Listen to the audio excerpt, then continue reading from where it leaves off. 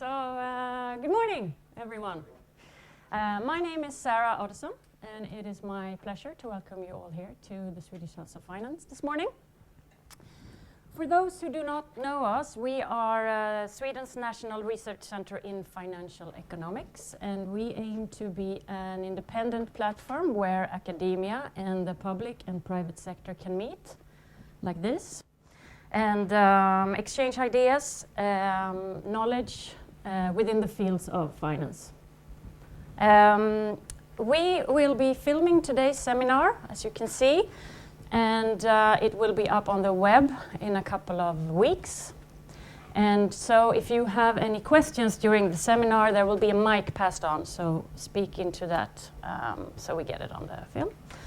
Also, there are a few small information cards on your seats, and if you are not already receiving information from us and would like to do so, please fill them in and leave them with us when you leave.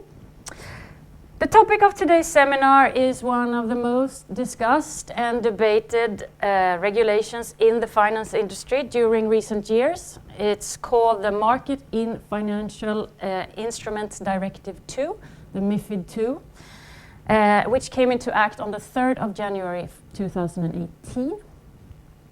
To address this highly argued topic, we will first listen to Michael Halling, Associate Professor at SSE, who will set the scene for us for about 20 minutes or so. Michael holds a PhD in finance and one in computer science, both from universities in Vienna. He joined SSE in 2012 after spending 5 years in the US at the University of Utah.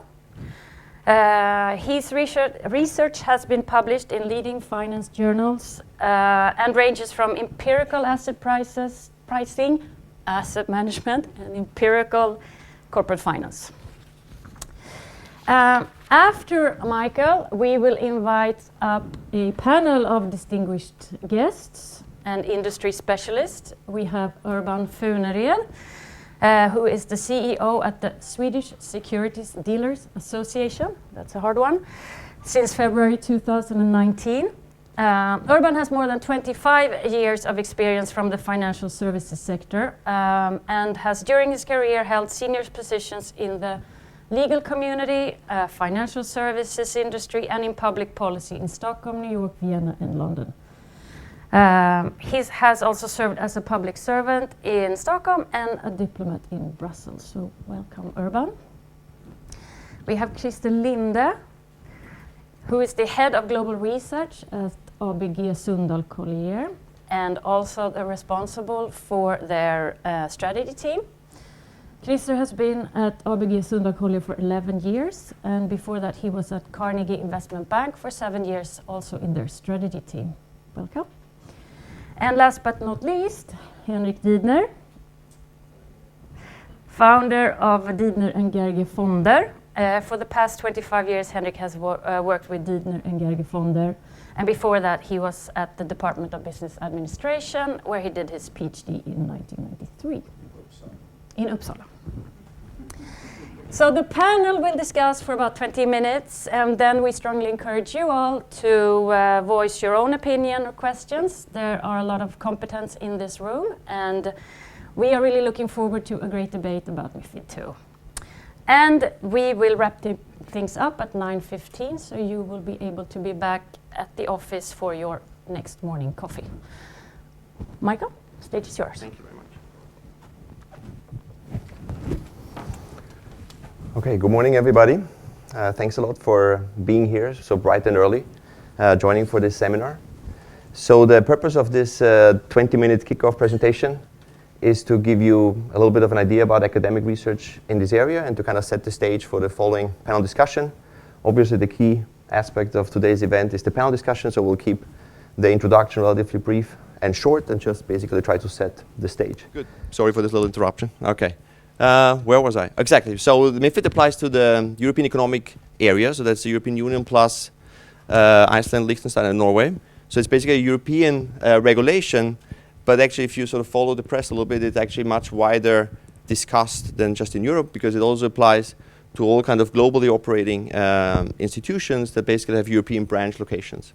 So there's a discussion going on in the US and in other areas about adopting regulation that is somewhat similar. And so in this case, I think it's a regulation that goes well beyond just the European scope. Now, in terms of the topics of today's seminar, one obvious aspect is to think a little bit about large sort of sell-side research and whether it creates value.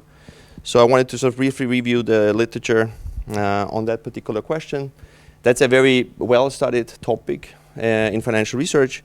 And I would say that if you summarize the literature, there seems to be predominant evidence that sell-side research creates some value. So basically, issuance of recommendations are associated with positive abnormal returns. One paper that I would like to particularly highlight, because it's very recent and also applies to the Swedish situation, is a paper by my colleague Anders, who's also the director of the Swedish House of Finance, together with two co-authors.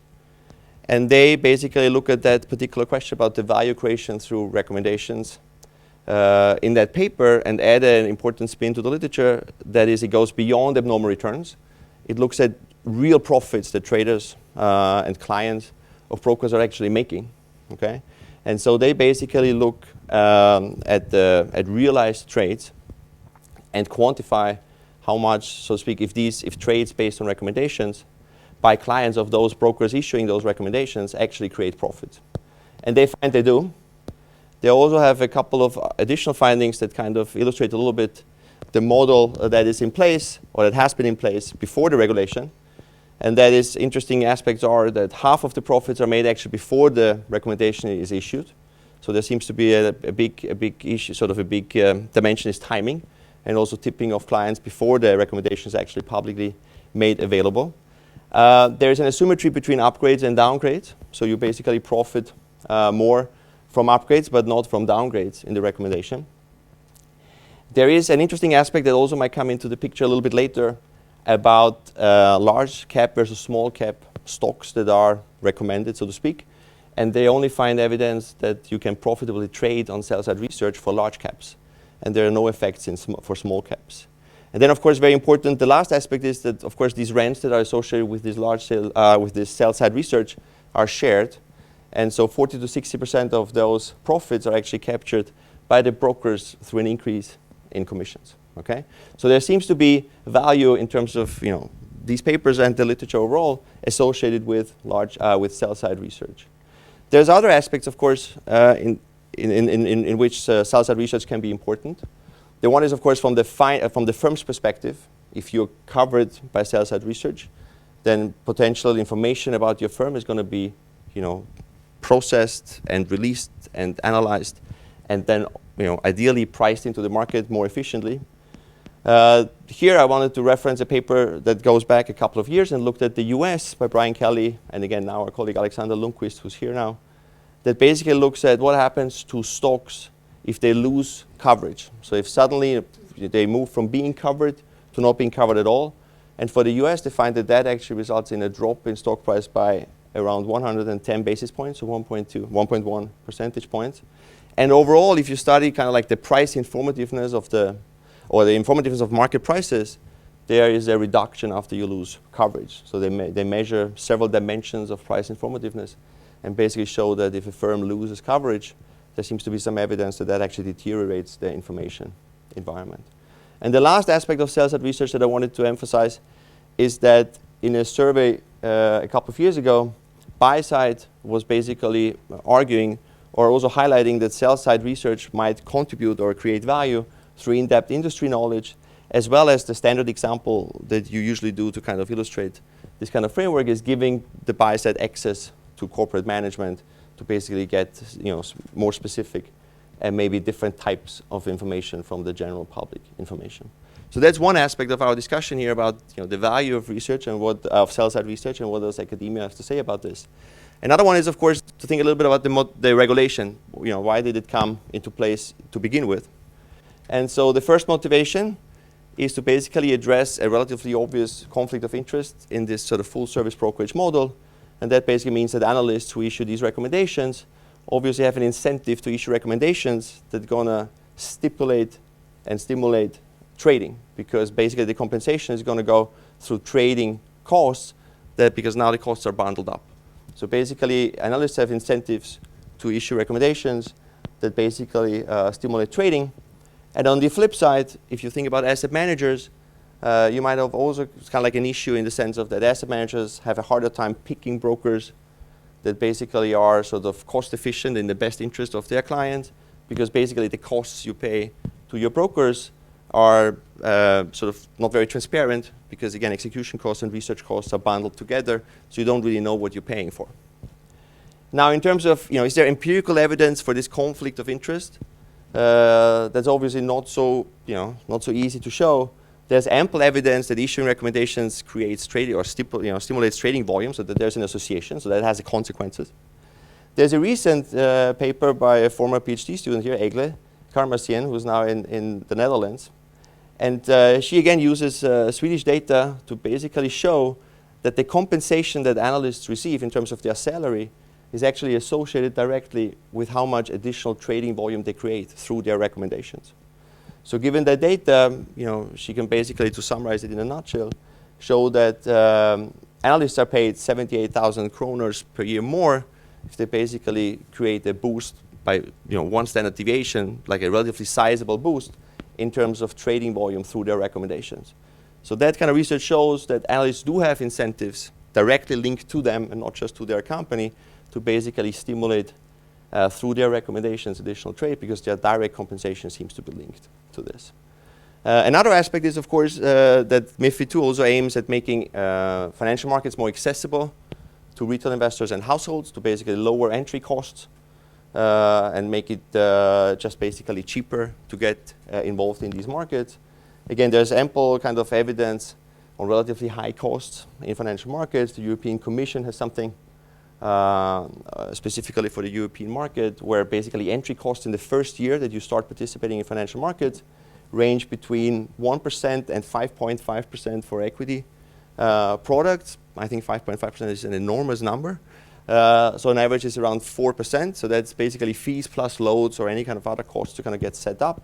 And those are, of course, pretty large entry barriers. And again, the motivation for MiFID II is to basically try to push those down. There's similar evidence for the US and other markets where people have studied fees. Thomas Philippon has a paper in the AER in 2015 that looks at financial intermediation in general. They got a lot of attention and basically shows that over the last 100 years, the costs of financial intermediation have not really gone down, which seems surprising given all the technological innovation and other changes in financial markets that should have made them more efficient and more competitive. I'm working on a project that basically looks at mutual funds in the US. And we find, for example, that even if you pick relatively identical funds, you can find all different kind of fees and prices that are charged for those funds. So there's huge fee dispersion for otherwise identical funds. If you want to narrow it down to a very specific example, you can even go to the S&P 500 index funds. There's roughly 90 around. And you're going to find prices or fees to invest in those index funds that range from 20 basis points to maybe 100 basis points. So there's huge variation, even for those kind of simple products. And another question, of course, that you have to ask yourself, if you think this is a good goal to make sort of financial markets more accessible to the households, you can also think about what are alternatives to MiFID II. How would you achieve this in different contexts? You could increase caps on fees, which seems a little bit brute force, or you can, of course, think about educating investors, which is also part of the mission that we have here. Now, to kind of wrap this up, I'm running out of I have too many things in my hands to kind of keep track of the time as well. But so the last part basically is to think a little bit about the impact to date and the long-term consequences. Now, obviously, it's a very recent regulation, so there's only that much we can say, right? We have basically one or two, or maybe in some situations a little bit more data. So it's very difficult to draw implications from that academic research. The popular press, at least to some extent, seems to at least sometimes has an easier time making stronger statements, like you see here about fund managers slashing research budgets and trimming their lists of external providers. There's one paper that I found from a bunch of guys, people from the University of Toronto, that basically looks exactly at this effect, like how did MiFID II affect sell-side research. They collected a comprehensive sample of European firms and found a couple of interesting results. One of them is that out of these firms, which are a couple of thousand European firms they follow or they analyze, they found 334 firms that with the introduction of MiFID II completely lost coverage by sell-side research. Okay? Now that sounds like a large number, and I think it is a sizable number, what is important to consider is that out of these 334 firms, 305 of them were only covered by one analyst in the years before, in any case. So, going from one analyst to 0 analysts is still like losing coverage, but it's most likely not that you're going from a very sort of well-analyzed firm to a firm that now is completely ignored in the market. There seems to be something that these firms were not very attractive to be covered even before the regulation came into place. They also study some effects about, basically the patterns in the recommendations seem to change. Originally, the research would show that on average, recommendations are buy recommendations, so there is basically a bias towards buy recommendations. And since the introduction of the regulation, it seems that it became more likely to issue sell or hold recommendations. And obviously, especially hold recommendations would have less of an impact on the trading volume. So you could interpret this result as some evidence that maybe these conflicts of interest have been mitigated through the introduction of the regulation. And some of the trends, I'll come back to this maybe a little bit later, is that they also find evidence that basically sell side in general seems to now cater more to buy side and offer, for example, the things that I mentioned earlier, even more, which are industry recommendations or other kind of services. Another aspect is, of course, the second motivation for MiFID II is to think about whether financial markets or access to financial markets or costs of entering financial markets have gone down. I'm working on a project here with Emily, who's also around here, that looks at Swedish data, because Sweden is a very nice laboratory, because actually Sweden followed that regulation even before it came into effect in 2018. So actually we have data since 2016, and that's when fund management companies and funds had to report research costs and execution costs already separately in Sweden. And if you look at this data for 3 years, which is still not great, but as much as you have, basically, you kind of see a pronounced decrease in research costs, which again now is not clear whether banks and brokers really sort of use, or asset management companies use less of research, or whether they just internalize the research and just don't report it as part of the costs or commissions of the funds. So they might just be internalized. And we also see a kind of slight decrease in terms of execution costs per trade. And so, again, this is, you have to take this with a grain of salt, but there seems to be some at least first preliminary evidence that maybe the regulation is sort of resulting in a decrease in the costs to participate in financial markets. So to kind of wrap it up, in terms of some food of thought for new developments, we just discussed this before we started. One development is that maybe firms are now going to pay for the research, so basically make up for not avoiding losing coverage. So then the firm basically pays to be covered. That, of course, if you think about this conflict of interest argument, doesn't really make it much better. It could make it even worse than the old system, because if you basically pay for the own research on your company, then there's obviously a conflict of interest. It's also not an completely unreasonable or never heard of setup, because it's one setup that we had to some extent for a long period of time in the business of ratings, where it's the same issue that basically the firms pay for the rating they're going to receive. There's going to be a trend that sell-side analysts move over to the buy side, so that basically asset management companies just basically internalize this research and just produce the research themselves. This paper that I mentioned earlier also has some evidence for this. In terms of conflicts of interest, that obviously seems to be a better setup, because here, production of research is linked together with use of research, and so basically accuracy of research is internalized, and so incentives are much more aligned, at least in principle, in that setup. And the third development is that some sort of more modern trends evolved, that maybe you have sort of individualized kind of small shops offering sell-side research and then selling it through online products or online marketplaces, which basically you also see popping up. So I'm running out of time. So you can obviously, and I think we'll touch on this in the discussion, think about whether the pressure that sell-side research is experiencing right now through MiFID is an unintended side effect, or is maybe a feature. You can think about that, and I'm sure we'll touch on this later.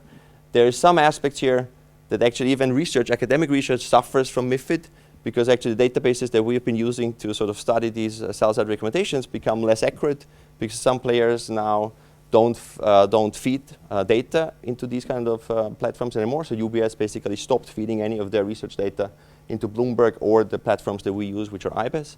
So there's some sort of loss of, that's, from my perspective, that has to be unintended, right? That cannot have been the plan. And there's obviously some issue about whether stock market liquidity drops because of this argument that some firms, particularly small firms, might lose coverage due to MiFID II. So to kind of wrap it up, I think my sort of summary would be that I think the motivation for MiFID II in terms of the arguments and the specific problems it was addressing are well justified, and I think that there's also some empirical evidence that these problems are real and in place. It seems MiFID has an impact on the industry. That's why we're here today. There's some preliminary evidence that it might deliver on the goals that it was aimed for or targeted at. There might also be some evidence for unintended consequences, such as the sort of a deterioration in liquidity for some stocks. But I think it's yet, from an academic point of view, still way too early to make a final assessment because we don't have enough data to do that. Thank you very much.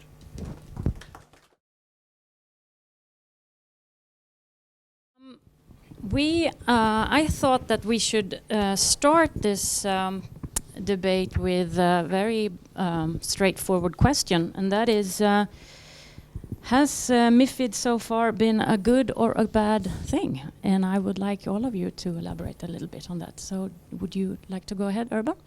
Well, as I said, having been a diplomat and having been around the table negotiating MiFID, I would say it could have been much worse. And I think we all agree that, it certainly hasn't turned out all that well in some areas, and I think this is one area that we will be discussing today. On the other hand, and as we also heard, Sweden has always been ahead of the curve. So I think it's a mixed bag, actually.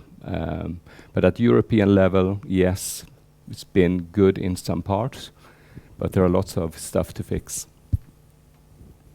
Yes, depending who you ask, I think. If you ask the big globals, such as Morgan Stanley, Goldman Sachs, I think they're pleased and satisfied because the entry barriers have increased a lot.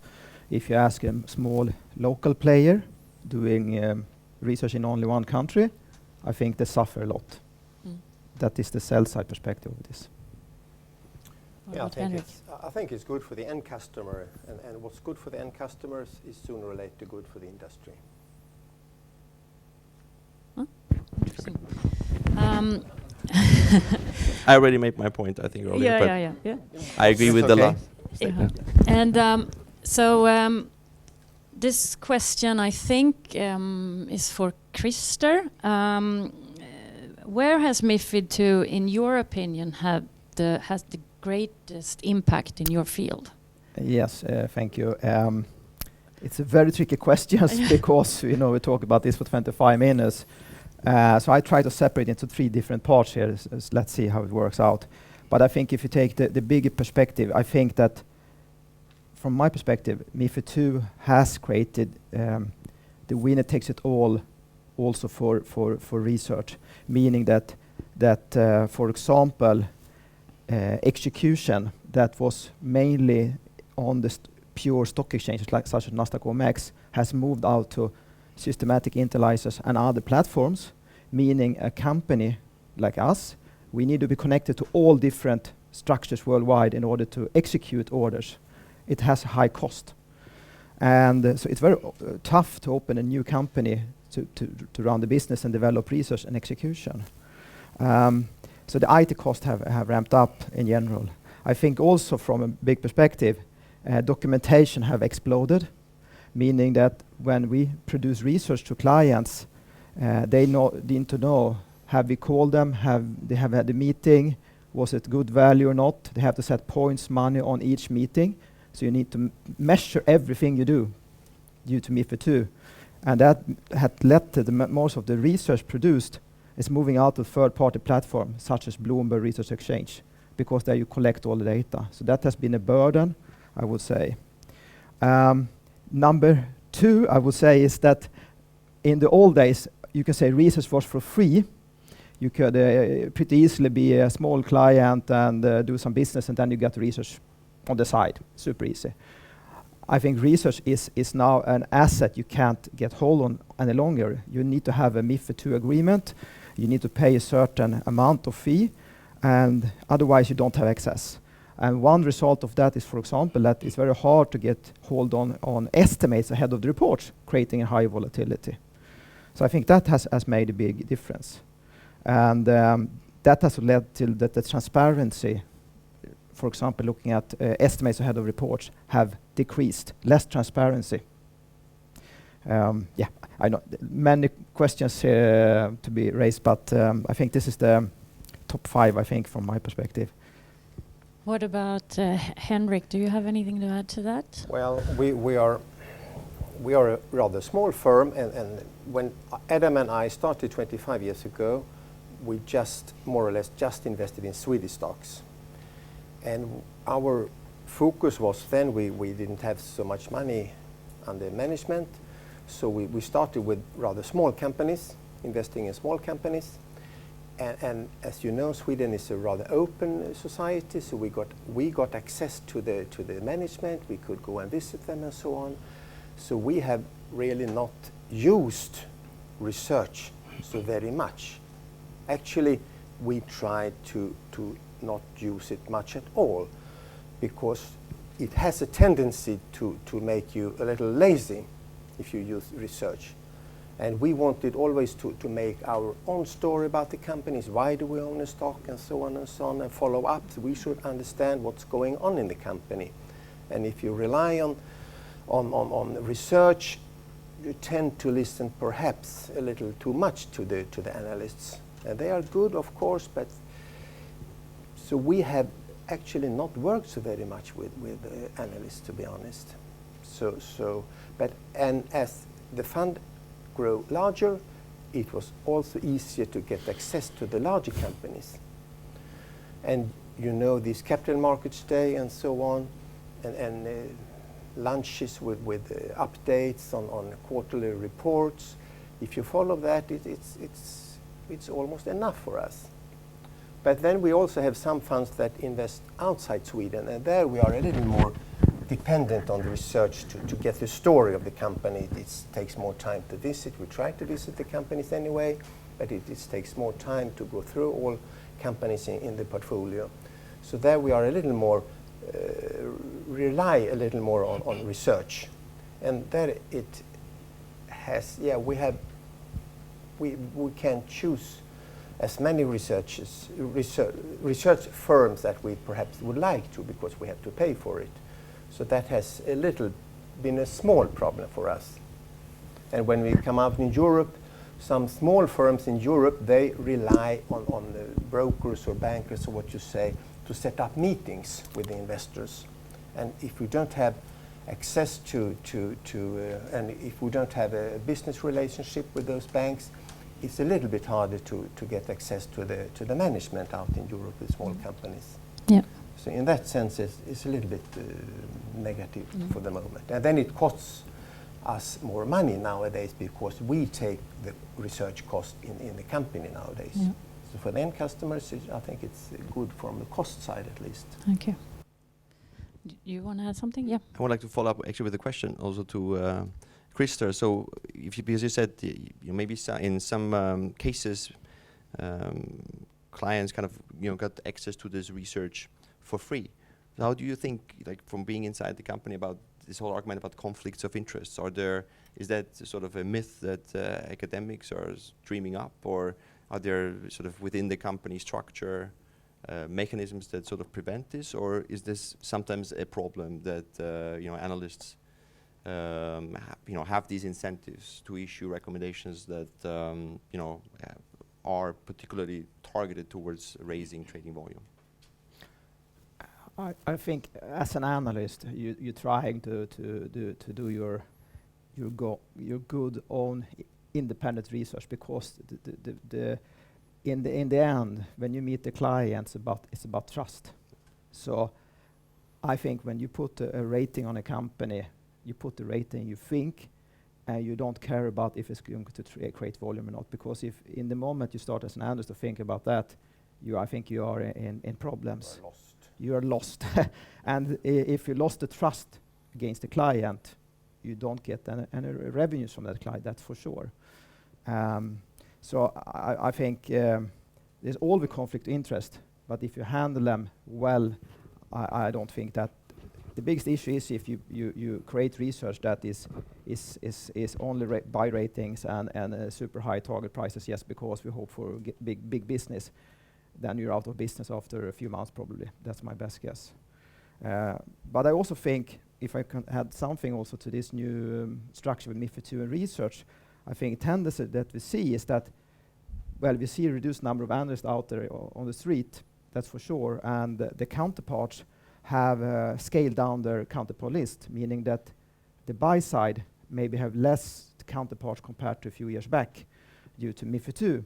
That also leads to that there are, of course, super analysts out on the street, and there are less than before. You talk to less people. So, for example, if you are a big fund in Sweden and you want to have a relation with a bank analyst, maybe in the old days you talk to 6, 7. Now you talk to maybe 1, 2. So their value have increased due to that. So that is a tendency that we see it right now.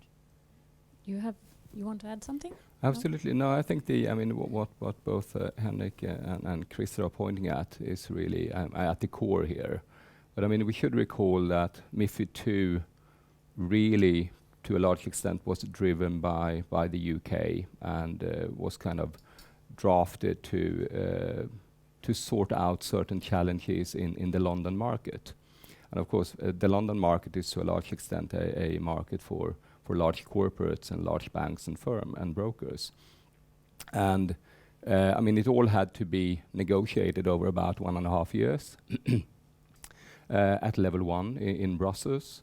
And I think when the Commission proposed MiFID II, they expected there to be some 50 or so level 2 acts, i.e., acts issued by the Commission and ESMA. And in the end, we ended up with 100 level 2 acts because there were so many issues to deal with along the way, and we didn't have the time to sort it out. And we should recall that this was in the wake of the financial crisis. So I mean, this is really an imperfect piece of art. I sometimes refer to it as a modern piece of art because it's at times in parts difficult to understand, but they say it should be valuable. But I mean, as part of CMU 2 now, I mean, we will certainly have to look at MiFID II. And I'm not sure if all are aware, but the Commission has tasked a consultancy to look into the unbundling and research rules.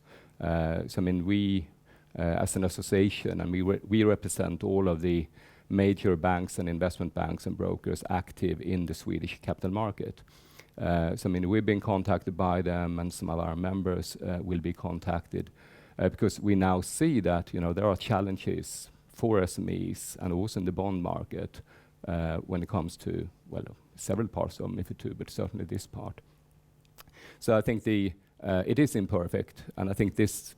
Let's see also, as we will soon see a Brexit, the UK will not be around the table next time around, and I'm quite sure that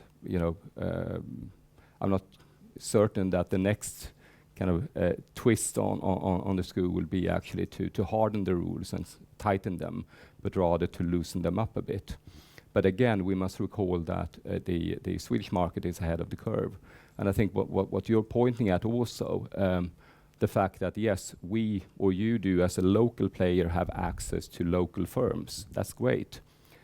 But you have difficulties then accessing, information about, even Danish firms possibly. But if you go beyond to Italy or wherever, it's even more difficult. And if we look at that the other way around, I mean, if you have foreign institutional investors abroad, I mean, how will they get access to information about our firms when they need to raise capital abroad? I think that's a challenge to kind of strike that balance. So then I think it's interesting to actually further elaborate on whether or not the key goal with increased transparency and lower cost, if it actually has been achieved or not. It feels like...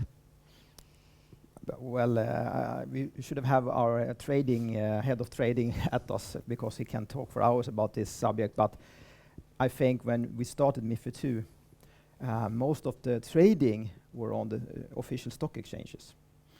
And when I go and talk to him today, say, so what have we done today? Well, we traded for 300 million SEK. And how much was on the Swedish stock exchange? Today it was 100 million. Well, was what happened with the rest of the flow? well, we did 1/3 of systemic internalizer, and there was dark pool, and there was a period auction.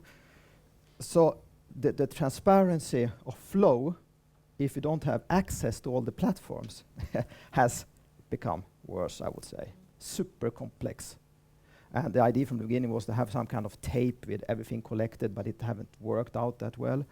So that I think it's trickier. And I also think if you ask fund manager in general, I think if you go to the transparency, but also liquidity as such, because you have tightened the spread, but that leads also to the volume on the size, are very, very thin. So if you want to buy some Dometic shares and you have a volume, it looks like you can trade it on a very good price, but when you put in the money, the stock price goes up or down a lot because the liquidity is not there. So then you have to find block trades in order to find the other part in order to trade on the good price. So actually the liquidity has become worse, transparency has become worse from my perspective. I don't know if you... Well, there is a point in that, definitely, but if we are a long-term investor and okay, it takes perhaps longer time to buy a certain volume of a stock and so on, but so it doesn't really affect us too much. I can understand it's a problem or other thing for you that actually are doing the things, but and if we pay 0.5% more when we accumulate a holding, it's not the very big thing if that should be the case. I think I mean, again, some of the unintended consequences of MiFID II. I think, I mean, you know, everyone meant very well with MiFID II. I mean, there were no bad or ill intentions behind it. But if we take, for example, the best execution rules, as you refer to, and if you, I mean, at the time, I mean, you had quite a large part of the trading in lit venues. You had some in the dark pools, and you know, we all wanted to reduce the amount of trading that was going on in the dark pools. In the end, I think we ended up in possibly an even worse situation. And you have that combined effect with, for example, the best execution rules, that you have to gather data from all or different sources. At the time of MiFID II, there weren't that many sources, but then with the systemic internalisis, etc., you know, it has just, you know, exploded. So, I mean, I don't know how many kind of venues you do need to look at, but there are hundreds of them in Europe, meaning that also, even though at the time of the MiFID negotiations, we looked at the consolidated tape, and again, at that time, there weren't that many venues. But even then, we found that it would be difficult, and if we were to have a consolidated tape today, I mean, we really need to look at what kind of information and from what venues do we get that data from. So it's becoming increasingly complex, and we can see among our members that the cost of market data and for complying with all of these regulations. I mean, again, the European Commission has looked at or is looking at the increase in costs because of MiFID II, and it's not scientific, but when we have discussed with some members, they can see that costs may have increased with some 10-15%. You know, some of it, again, may have been good, some may have been excessive. And again, if we look at the EU 27, excluding the UK, I mean, the rest of Europe is mostly SMEs. I mean, even also the Swedish, I think quite a few of the listed companies in Sweden would probably, you know, be defined as micro caps, more or less, kind of by some kind of international standard. And if we will go to a European Union, a capital markets union now, where we have several regional financial centers, where Stockholm really should be one of those centers, you know, we need to look at the rules. Are they really, you know, are they fit for purpose in such an environment? I mean, they may have worked out well for London, but will it work out well for Stockholm, Amsterdam, Milan, and other kind of, or Vienna for that case? If I can add one thing on that, I think that the big winner here, if you take the global scale, has been the US big investment bankers, because they are not based in Europe. They have the larger scale possibility to handle with IT costs, and they're not burdened the same way with all the regulations. While the European big investment banking firms have lost market share. That is the tendency, and I think that one possible explainer is the MiFID II regulations. Michael, yeah. Yes, I wanted to follow up a little bit on this debate right now, because most of the arguments were concentrating on this issue about the best execution price and the popping up of new trading venues. So basically that becomes more complicated to actually find the best execution price because you have all these alternative trading venues such as dark pools or other kind of places. But also coming back, so to speak, to the issue of sell-side research and losing coverage. So in that argument, that doesn't play a big role. But do you think that the aspect that some firms might lose coverage or that the coverage gets reduced, that fewer sell-side analysts actually cover certain firms, is that also going to have an impact on liquidity, or is the impact on liquidity mostly by the sort of the distribution of trading volume across multiple markets and the increase in fixed costs, basically because you have to monitor all of these markets? Or does sell-side research also affect liquidity? Should I take that? Okay. I think there was an Frost Consulting published a report a few years back looking at how much spending there had been on research, and they looked 2007 to 2017, and there was a reduction of 65% or so. And when MiFID II were implemented, they said there was a further 20-30%, and at some point we have reached a trough. Maybe this is the trough we have seen. And I do think that the result is very clear, that we have seen that there are less coverage of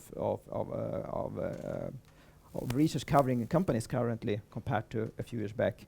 And I think you can find evidence that, on average was 2 analysts covered the stock, now it's 1 analyst 10 years later, because less money means less coverage.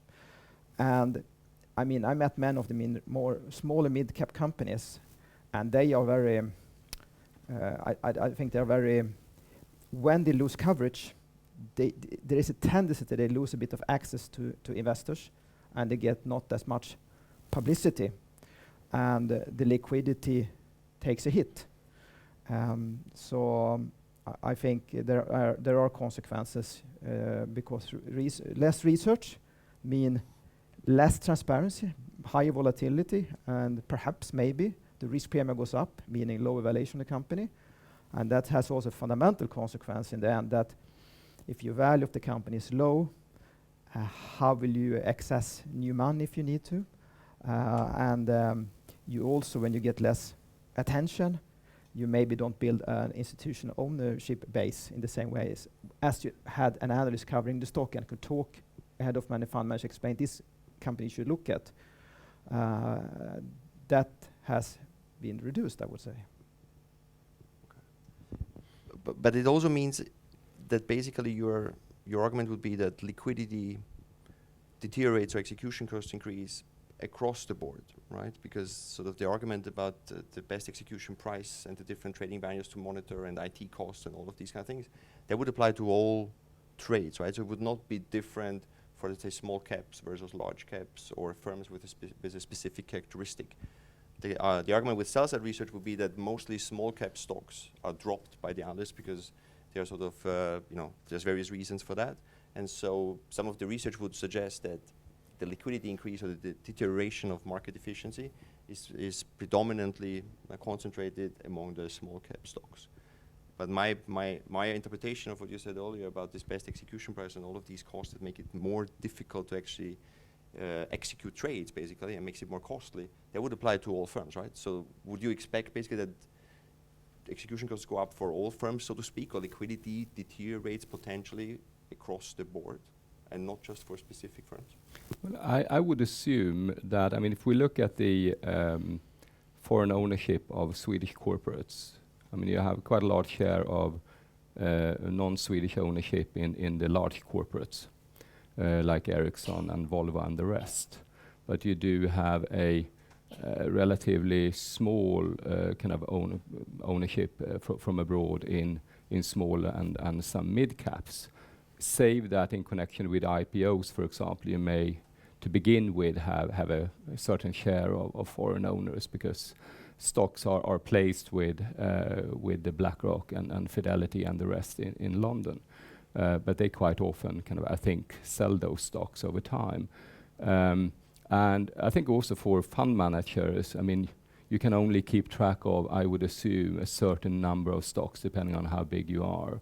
And if it goes without saying that if you're a big fund manager, you have lots of money to invest. If you're BlackRock, I mean, they would rather kind of invest lots of money in one single corporate so that they just can keep track of that one. And to split that money into several holdings in small caps, especially if it costs a lot to kind of turn that holding around, it goes without saying that it will be less interesting to own a stock. And again, just the liquidity in the small and mid caps, as it's decreasing, it means it gets more difficult to get rid of it if you have to. So then you kind of lose interest. But I think picking up on what you said, Henrik, also as well about, I mean, you going out there to meet with companies. I mean, it would be interesting to know if kind of corporates have changed their behavior. I think there are some indications that they have become aware of the fact that, okay, if we're not covered by that many analysts, we have to be more active ourselves in promoting our company, be much better in communicating with investors, directly with fund managers, etc., and not go kind of via analysts. I'm not sure if there's been that much research on that, but that would be a positive, of course. But that leads us actually into a bit of what we talked about earlier, whether or not this commissioned research that has started is a good or a bad thing, since companies now are actually paying, right, for the research. Do you want? Yeah, I can explain what it is. So first of all, we have two types of research. We have the institutional research, and where we put a rating, a target price, and we get, in order to create that research, I mean, we get paid through the research section and all that, due to MiFID II.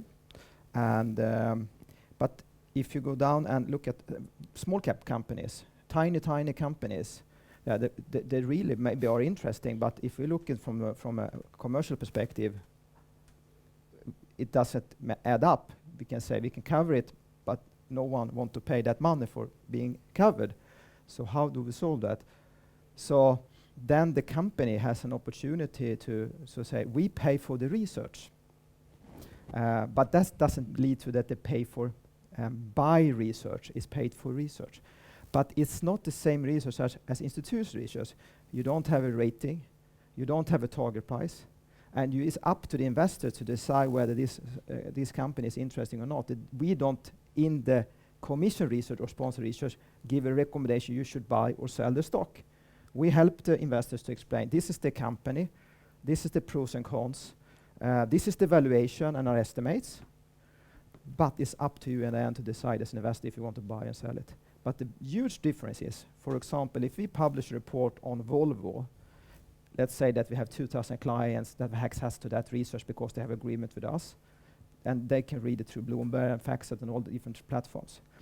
When we publish a report on, let's say, Ferro Nordic, which is a 2 billion market cap companies we have sponsored research on currently, all Bloomberg users worldwide can read that report, or they can go to just a web page to look at the data as a retail consumer also.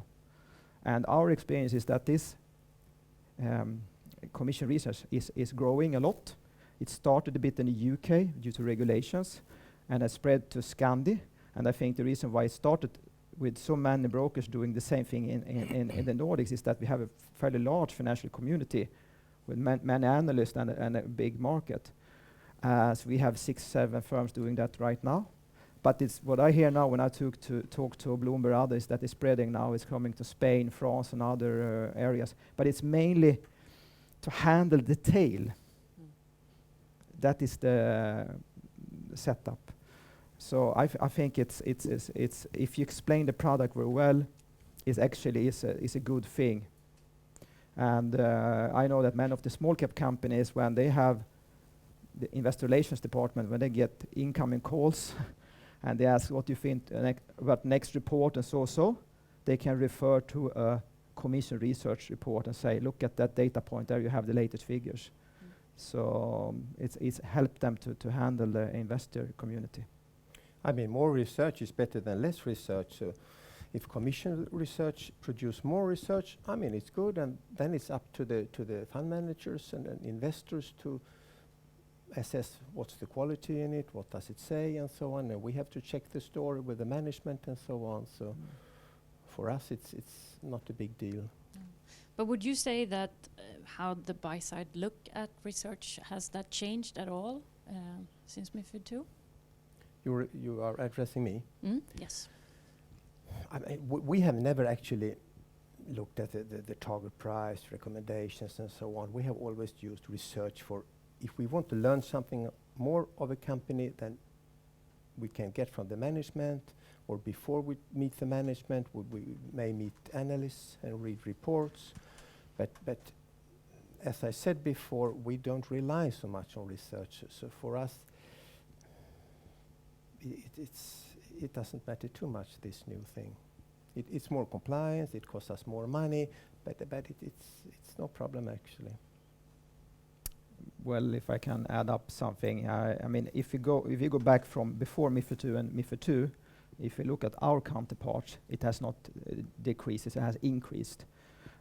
So we see that there is a demand for research, and I think especially when it comes to this sector lead analyst would have maybe 15 to 20 years experience, a very good speaking parts on a specific sector. But I think that the buy side have what can I say, become more picky. They think about, if I buy this research, what is the value added for me? So they are more selective in relationship with the sell side. They are very clear on feedback, what do we like or not. And I think that potentially in the end, the sales side research industry will actually become less commoditized. You need to create some value added. For ABG Sundal Collier, we are based in the Nordics.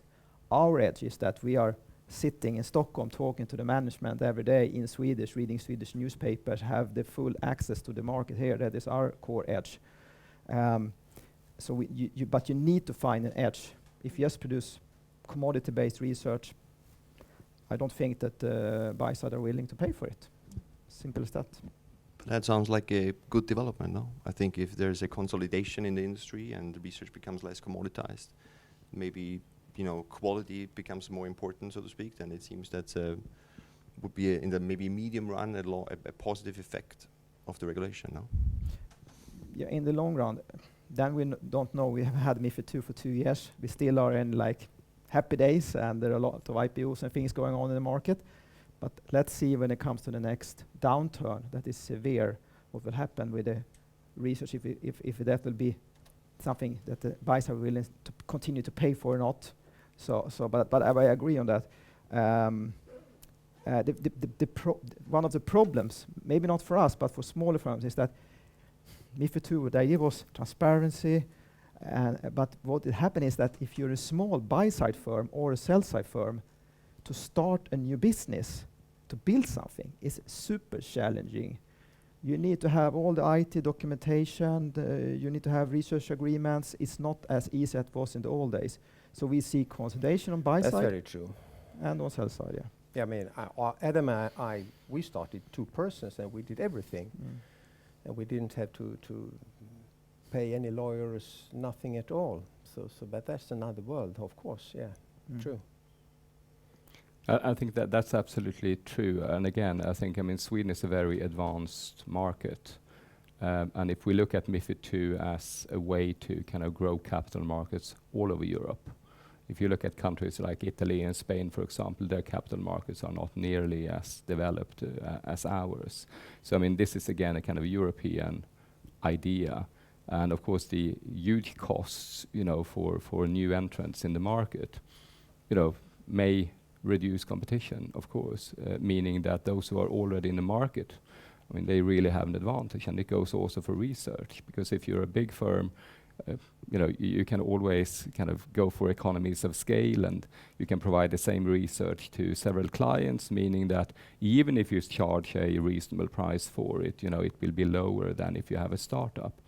So again, it's good that we're looking at it and what actually consequences are, because when we talk to our member firms, as you say, I mean, some have now found business models in where they actually work with commissioned research, and also quite a few, I mean, Swedish firms do get, a fair share of the checks written by asset managers in London and abroad, because they provide high quality research, well worth the money. So I think it's certainly so that these rules have led to some less valuable research kind of getting out of the market, which is a good thing. But then you also have with the regulations some uncertainty. I know that at least in the London market, I mean, research houses can provide trial periods, for example, and we do have a supervisor in this country that is relatively strict when it comes to interpreting the rules and kind of being best in class. And if you look at how these rules are interpreted and complied with in other countries, I mean, it's great that we have firms who are so advanced that we can comply with the rules, but again, can they do it elsewhere? I'm not sure. So I thought now that we can start to to invite the audience a little bit, if there are any questions for the panel. Yes?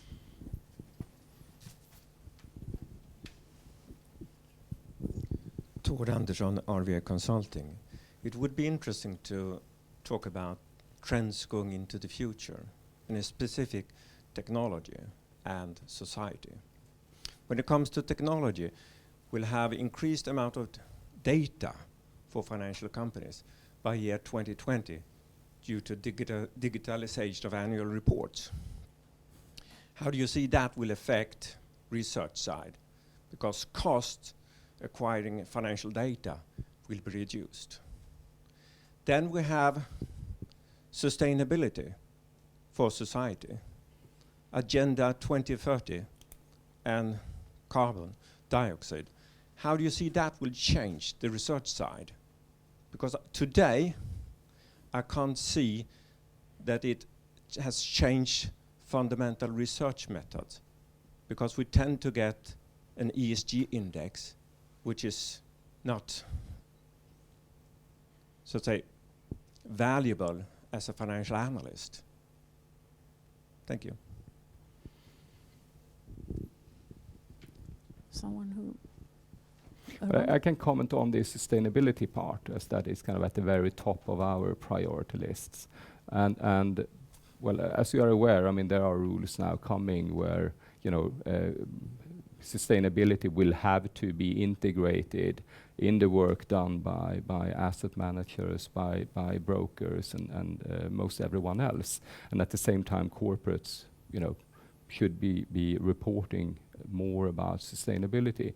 I think it's coming, and again, I mean, Sweden, we are very advanced there. So I think the challenge with the rules coming out of Brussels in the end is most likely to be that they will be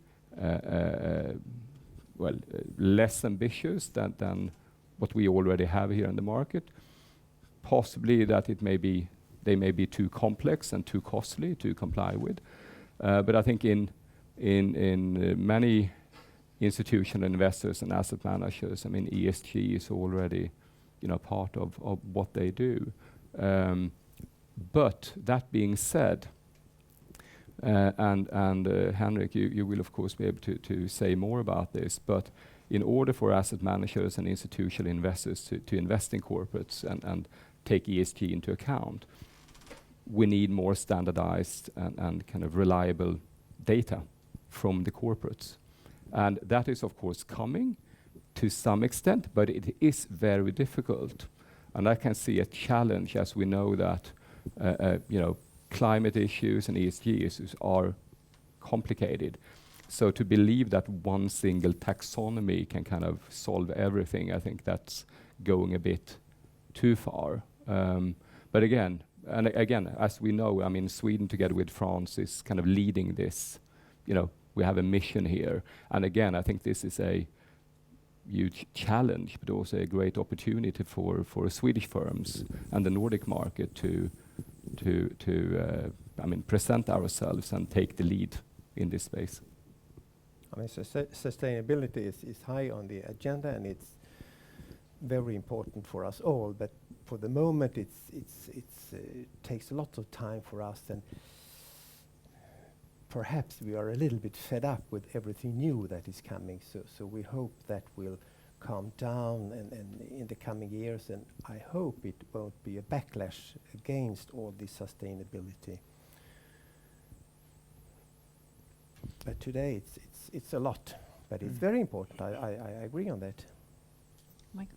I want to just quickly follow up on the fintech and big data part of the question, because I think if you look at academic research, there's, and also in the industry, there's such a huge trend towards machine learning, sort of new techniques, text processing, that are able to basically extract a lot of information from text plus digital information about corporations. And usually one of the prime industries that is mentioned in the discussion about if there's an industry under threat through this automation is the financial analyst industry. Do you think that's, is MiFID putting potentially amplifying or accelerating that process, or because the quality changes and you kind of, as you said, the commoditization, you know, research as a commodity product that seems to disappear, and there seems to be a high quality aspect that is maybe harder to sort of mimic with automated tools, might actually be a line of defense, so to speak, in coming up in the next 10, 20 years. How do you think about that? Well, that was a tricky one. Algorithms, they are tools, and someone has to use the tools. That is always a human person behind a good decision in the end. Don't underestimate the brain. No, I think you're completely right. I think the access to data is unbelievable, even though there's a consolidation also in the financial industry with Bloomberg Facts and a few others are the big players now. So it has also consolidated, but you have access to annual reports and everything, and you can get access fairly easy to a lot of data. It's fantastic, and especially ESG now is connection between ESG and artificial AI, how you connect it in order to find alpha and wrong companies, so we can do all kind of things. But one thing we haven't discussed today, which is maybe not pure MiFID II, but I think is super important, is that everything is very open now. Everything is commoditized, is full transparency. You can also see how a fund has performed, what the fees are, large scale. Small firms are getting bigger. And one consequence that we haven't addressed is that passive money have exploded through ETFs. True that we can use a data machine to do fund managing. What is happening? That is the result? Well, if a big company going to US today on a tour meeting investors, out of the top 10, maybe 7 is a computer. They don't even know what they have invested in. So there was one person that was actually, I don't remember his name, but he was in this The Big Short and forecasted the bubble of the house bubble. And he was out a week ago and said, we have a bubble in the ETF market and we have a bubble in large cap stocks because the flow are going there, passive, through machines, because it's efficient, it's cheap trading cost, and what is the end result out of that if you look 10 years forward? That is a big topic. Big topic, interesting. Yeah, sure it is. You return the complicated question with an even more complicated one. So next seminar. Yeah, next. We have a question over there in the back. Hi, Torbjörn is my name, Jakobsson.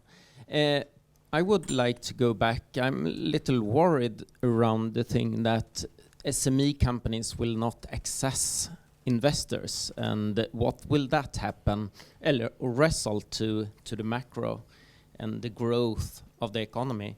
Because as politicians and all of where we see is that it generates jobs within the SME sector, and a result here, I don't agree with it is not a problem that 305 companies lose coverage.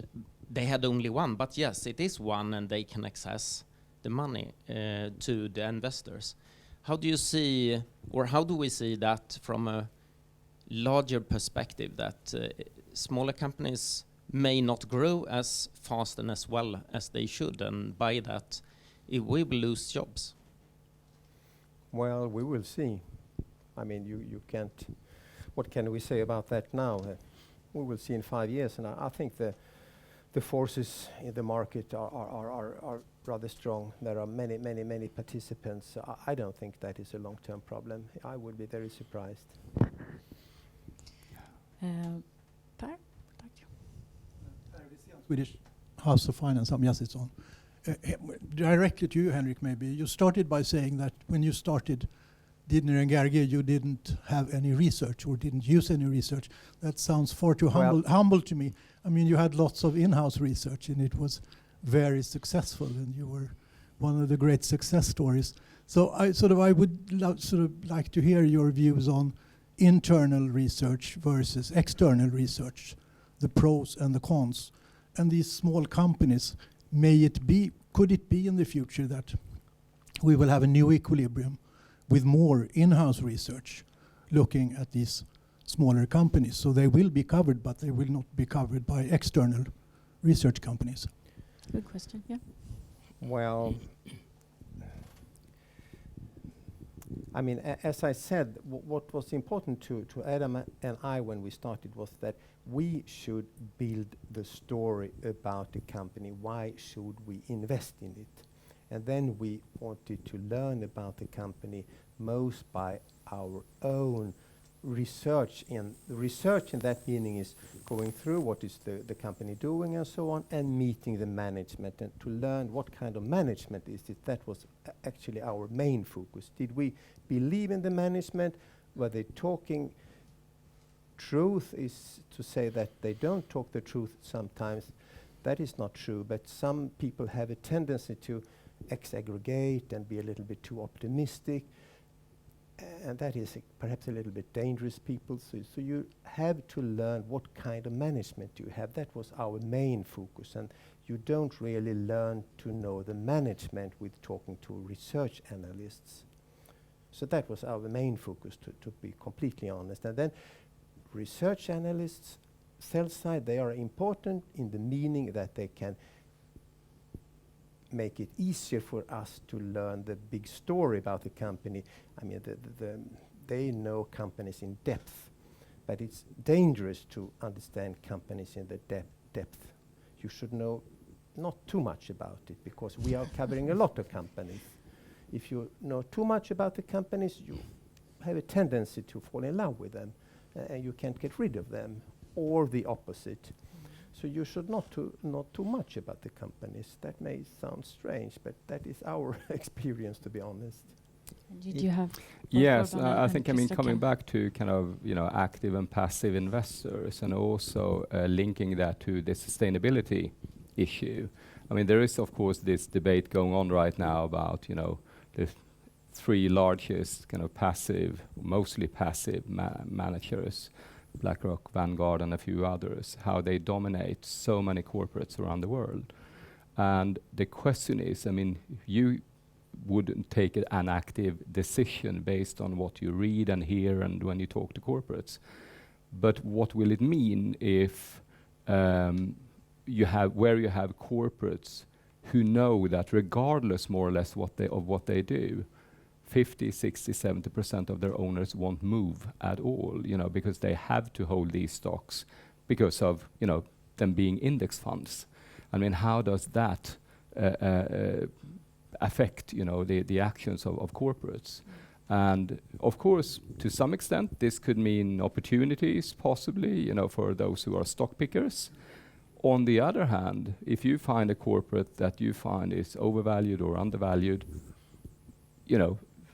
again, if a majority of the shares are owned by passive investors, will that price move? And now there's even this debate about, the big institutional investors and passive funds owning so much shares in the same, in corporates in the same sector, so that there's even this potential, I don't think it should be exaggerated, but even a potential risk that they don't want these corporates to compete.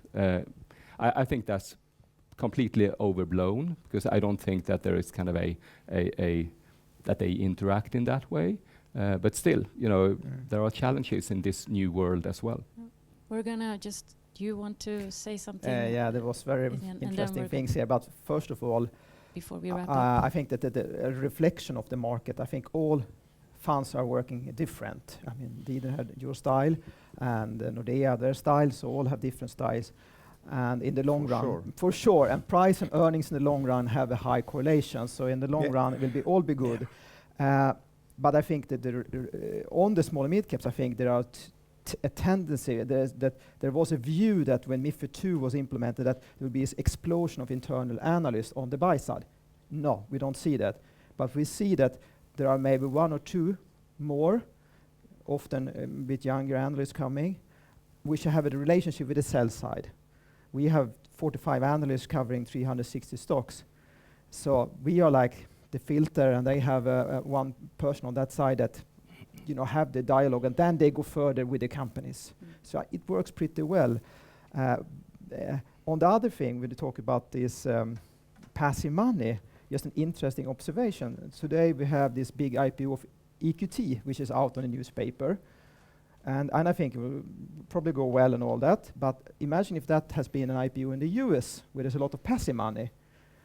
And how should passive money judge the value of that company if it goes to the stock exchange? Because in the end, it must be a human behind it. But it's not. It's a computer. So that is, I see already some tendency that there is potential small issues. Because they just say, we invest the first day it's listed. But if they don't participate, maybe it's not an IPO. So, yeah. We created some questions for coming next good seminars here. Yes. So time is past 9:15. Thank you all for coming. Thank you all in the panel. Have a great day, everyone. Thank you.